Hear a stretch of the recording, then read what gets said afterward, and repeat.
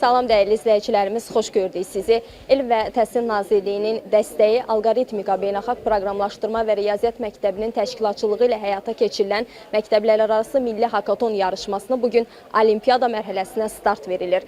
Və məlumat üçün bildirək ki, Olimpiada mərhələsində bizim şagirdlərimiz 10 tapşırığı yerinə yetirəcəklər və bunun üçün onlara 3 saat vaxt veriləcək. Məlumat üçün bildirək ki, deməli imtahanlar Bakı, Sumqayıt, Gəncə şəhərləri də daxil olmaqla ümumilikdə 12 mərkəzdə təşkil olunur və Çingizmən xahiş edəcəm göstərək. Bizim şagirdlərimiz qeydiyyat prosesinə yaxınlaşırlar şəxsiyyət vəsiqələri ilə və qeydiyyatdan keçdikdən sonra isə onlar artıq imtahan zalına daxil olacaqlar və bir qədər sonra isə imtahan prosesinə start veriləcək.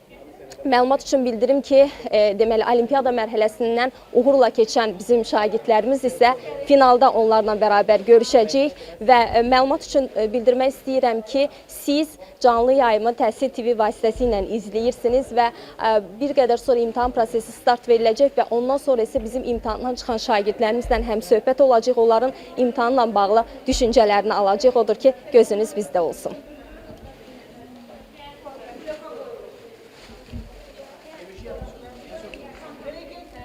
Keçin mərhələyə, getməyə bir qırağa.